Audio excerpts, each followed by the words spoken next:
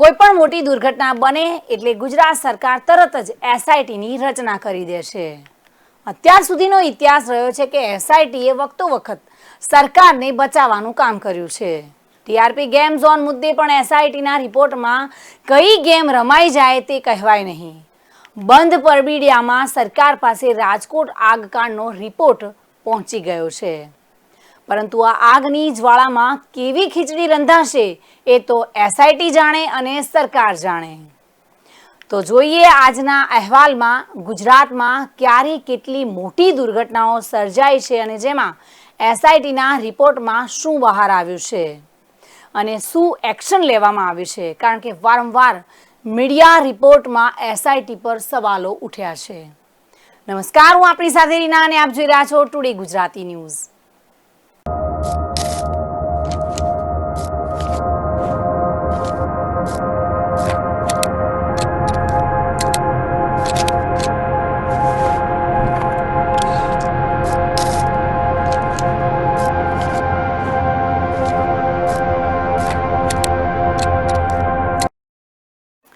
રાજકોટના TRP game ઝોનમાં 25 મે 2024ના રોજ થયેલા અગ્નિકાંડમાં 27 વ્યક્તિઓના કરુણ મોત નિપજ્યા હતા। આની તપાસ માટે એસઆઈટીની રચના કરવામાં આવી હતી। આ સીટનો 100 પાનાનો રિપોર્ટ આજે સરકારને સોંપી દેવાયો છે, જેમાં 4 વિભાગની બેદરકારી સામે આવી છે। આ રિપોર્ટ આજે સબમિટ થયા બાદ હવે જવાબદાર અધિકારીઓ સામે પગલાં લેવાય તેવી શક્યતા છે। જોકે ઉચ્ચ અધિકારીઓના રોલ અંગે હજુ પણ તપાસ ચાલુ છે। જોકે દરેક મોટી દુર્ઘટનાની જેમ આ દુર્ઘટનામાં પણ મોટી માછલીઓ બચી જશે અને નાની માછલીઓ ફસાઈ જાય એવી શંકા વ્યક્ત કરવામાં આવી રહી છે। સ્પેશિયલ ઇન્વેસ્ટિગેશન ટીમે આ અગ્નિકાંડનો પ્રાથમિક રિપોર્ટ 72 કલાકમાં સોંપ્યો હતો, પરંતુ ફાઇનલ રિપોર્ટ સોંપવામાં 672 કલાક લાગ્યા છે। એસઆઈટીએ તેના રિપોર્ટમાં 3 વિભાગને જવાબદાર ઠરાવ્યા છે, જેમાં માર્ગ મકાન વિભાગના અધિકારીઓએ ગેમિંગ ઝોન પર સ્થળ તપાસ જ નથી કરી હોવાનું ચોંકાવનારું તારણ રજૂ કર્યું હતું। જ્યારે કોઈ સ્થળ પર વિશાળ સમુદાય એકત્ર થતો હોય ત્યારે એવા ટેમ્પરરી સ્ટ્રક્ચર માટે માર્ગ મકાન વિભાગ પાસેથી મંજૂરી લેવાની હોય છે અને ટીઆરપી ગેમિંગ ઝોન માટે માર્ગ મકાન વિભાગના કાર્યપાલક ઇજનેર અને મદદનીશ ઇજનેરે સ્થળ તપાસ પણ નહોતી કરી તેવો રિપોર્ટ આવ્યો છે। અને સરકારના પોતાના વિભાગોના અધિકારીઓએ ગંભીર બેદરકારી દાખવી હતી, જેમાં મુખ્યત્વે હતી જેમાં પ્રથમ નંબરે આપણે લઈશું કે ટીઆરપી ગેમિંગ ઝોનમાંથી પ્રવેશ અને બહાર નીકળવા માટે એક જ રસ્તો હતો અને બીજી, પહેલા માળે આવેલી સીડી માત્ર 4 ફૂટની હોવાથી આગ લાગી ત્યારે બીજા માળના લોકો પહેલા માળ સુધી જઈ શક્યા જ નહીં। ત્રીજી ગંભીર બેદરકારી હતી, ગેમિંગ ઝોન રેસ્ટોરન્ટ વચ્ચે સાવ ઓછું અંતર હતું અને ચોથા નંબરની ઇમરજન્સી સમયે બહાર નીકળવાનો કોઈ જ રસ્તો ન હતો। પાંચમી બેદરકારી હતી કે ગો કાર્ટિંગની જગ્યા પાસે કારમાં વપરાતા ફ્યુઅલની ભરેલી ટાંકી હતી, જે ખાસ મહત્વનું રોલ ભજવતી રહી। જે કારતૂસ ભરેલા હતા, ફ્યુઅલની ટાંકીઓ ભરેલી હતી, તે જ આ ગેમ ઝોનમાં બોમ્બની જેમ ફાટી હતી અને આ 27 લોકોને ભડતું કરી દીધા હતા। તો ભાજપ હવે પોતાને ભરોસાની સરકાર ગણાવી રહી છે, પરંતુ આગલા અમુક બનાવો જોઈએ તો એવું લાગી રહ્યું છે કે ભરોસાની આ સરકારે જ્યારે એસઆઈટીની રચના કરી છે અને તેની તપાસ થઈ છે અને તેનો રિપોર્ટ આવ્યો છે ત્યારે લોકોનો ભરોસો તૂટ્યો છે। કારણ કે એસઆઈટીના રિપોર્ટમાં કે એસઆઈટીએ રજૂ કરેલી ચાર્જશીટમાં આરોપીઓના નામ હોય છે, પરંતુ કારણો એવા હોય છે કે તેમને તરત જ જામીન મળી જતા હોય છે અને આ જ કારણ છે કે એસઆઈટીની તપાસ પર પ્રજાને ભરોસો રહ્યો નથી। આ ઉદાહરણો જોઈએ તો અમદાવાદમાં 2020માં ઓગસ્ટ મહિનામાં કોવિડ ડેડિકેટેડ શ્રેય હોસ્પિટલમાં આગ લાગતા 8 જેટલા દર્દીઓના મોત થયા હતા।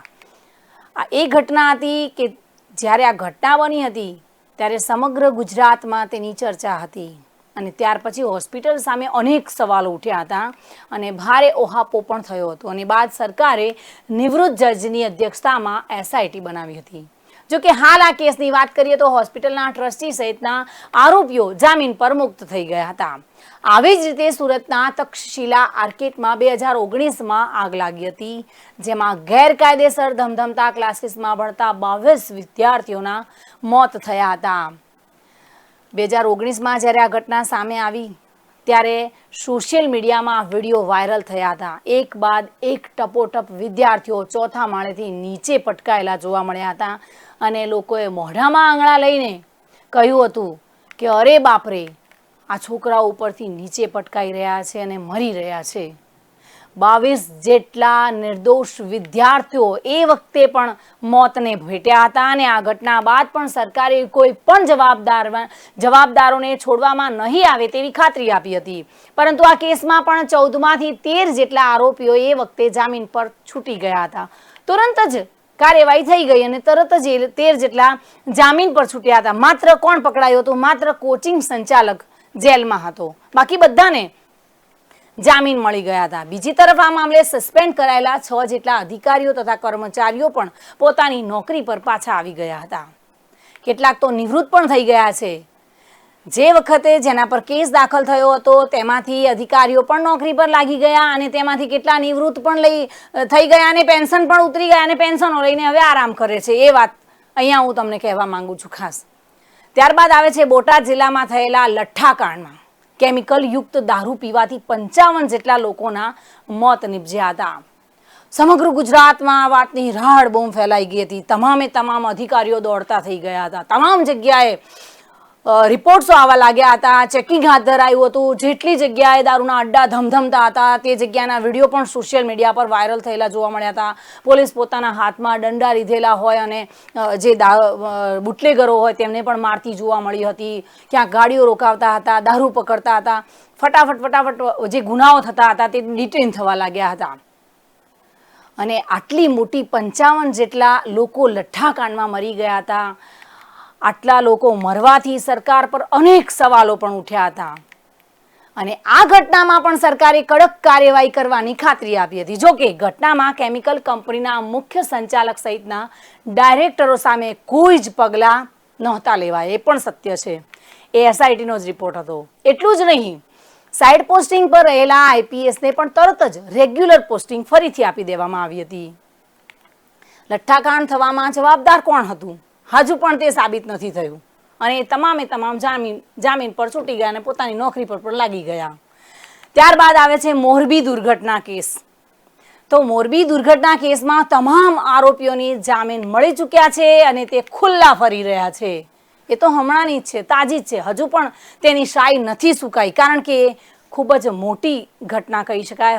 હરણીની જે દુર્ઘટના હતી મોરબીમાં, તેમાં સમગ્ર વિશ્વમાં તેની ચર્ચા થઈ હતી. તેનું મોટું કારણ હતું કે તેમાં ઘણા લોકો પાણીમાં ગરકાવ થઈ ગયા હતા અને મૃત્યુને ભેટ્યા હતા.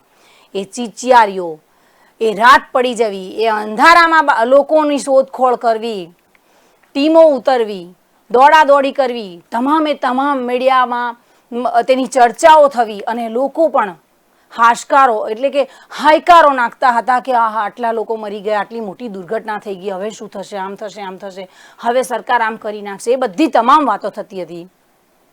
અને જ્યારે હરણી દુર્ઘટના કેસમાં પણ મોટા ભાગના આરોપીઓને જામીન મળી ગયા અને રાજકોટની દુર્ઘટનામાં પણ કેટલાક આરોપીઓને રિમાન્ડ આપવામાં આવ્યા છે, જ્યારે કેટલાક આરોપીઓ હજી સુધી પોલીસ પકડથી દૂર છે. હજુ પણ રાજકોટની જે ઘટના બની હતી ત્યારે પણ સરકારે કહ્યું હતું કે એક પણ આરોપીને છોડવામાં નહીં આવે, પરંતુ હજુ સુધી કેટલાક આરોપીઓ પોલીસની પકડથી પણ બહાર છે ને આશ્ચર્યજનક વાત. દુર્ઘટના બાદ એમ્યુઝમેન્ટ પાર્ક અને બોટિંગ જેવી પ્રવૃત્તિઓને લઈને સરકાર હજી નિયમો બનાવી રહી છે. આટલી મોટી દુર્ઘટના બની ગઈ, હજુ સરકાર નિયમો જ બનાવી રહી છે. ત્યારે આવી કોઈ દુર્ઘટના થાય ત્યારે અધિકારીઓની જવાબદારી નક્કી કરવા, તેમને પણ આરોપી બનાવવા ખાસ કાયદાની જરૂર છે. અને હવે એવું લાગી રહ્યું છે કારણ કે આવી પ્રવૃત્તિઓ માટે જરૂરી પરમિશન આપવાની જવાબદારી આ અધિકારીઓની બનતી હોય છે. અને હવે આ તમામ દુર્ઘટનાઓમાં એસઆઈટીના રિપોર્ટ શું હતા અને ક્યારે શું બન્યું હતું તેની વિગત પણ જોઈશું. તો મોરબી પુલ દુર્ઘટના બની 30 ઓક્ટોબર 2022માં, જેમાં 141 લોકોનો આંકડો આવ્યો હતો મૃત્યુ પામનારનો.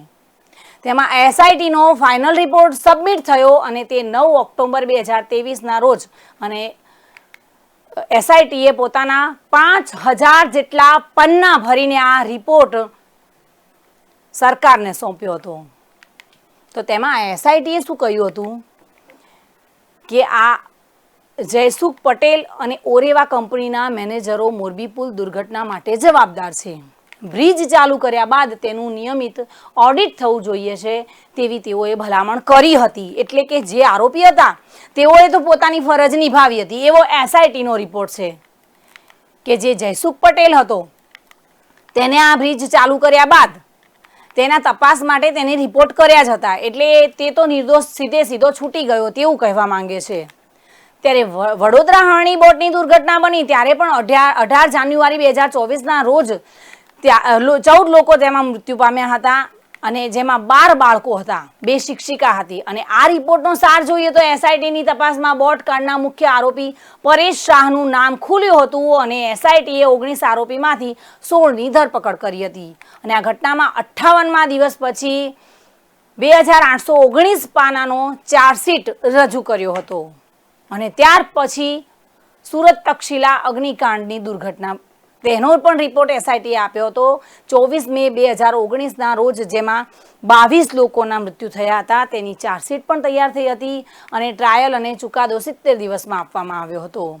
અને બોટાદના જે લઠ્ઠાકાંડનો બનાવ બન્યો હતો તેમાં પણ 26 જુલાઈ 2022ના રોજ, જેમાં 36 લોકો મૃત્યુ પામ્યા હતા, અને તેમાં પણ તેમને 7 ઓગસ્ટ 2022ના રોજ રિપોર્ટ આપ્યો હતો. ત્યારે ગુજરાતમાં અવારનવાર આવી ઘટનાઓ બને છે જેમાં નિર્દોષ લોકોને જીવ ગુમાવવો પડતો હોય છે. 5000, 3000, 2000 જેટલા પન્ના ભરીને એસઆઈટી પોતાનો રિપોર્ટ તો આપે છે, પરંતુ કાર્યવાહી શું થાય છે?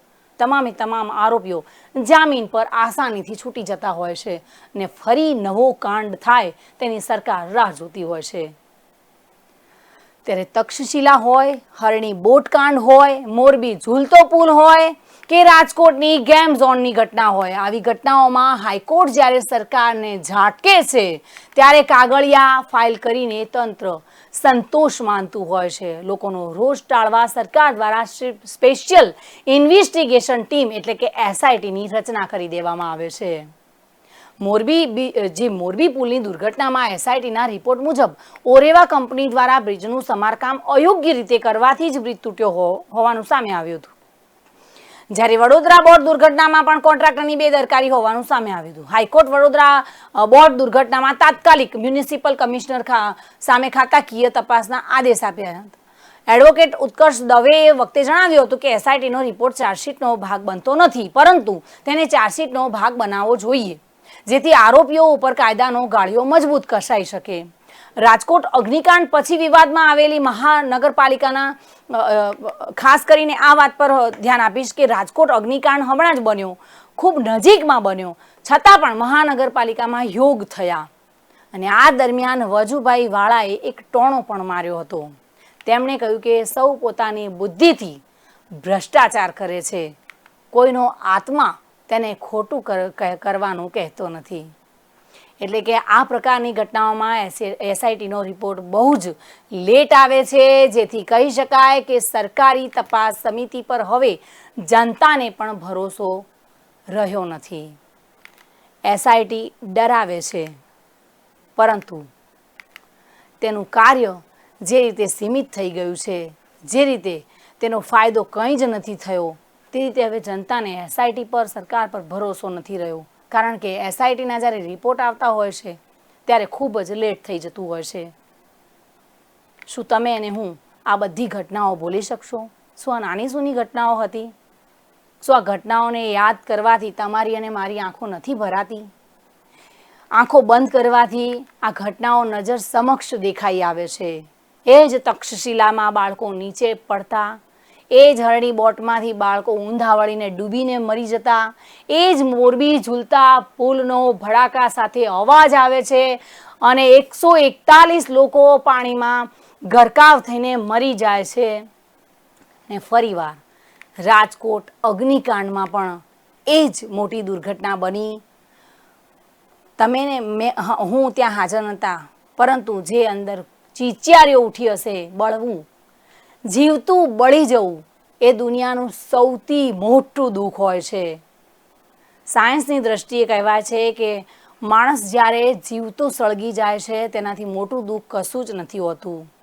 ત્યારે આટલા લોકો ગેમ ઝોનમાં રમતા રમતા, હસતા હસતા અને અચાનક આગ લાગવાથી જ્યારે જીવતા બળી ગયા હશે, તેઓની કેવી દશા થઈ હશે એ અકલ્પનીય છે. તેની કોઈ કલ્પના નથી કરી શકતું. પરંતુ હવે આ તમામે તમામ લોકો ન્યાય માટે તરસી રહ્યા છે.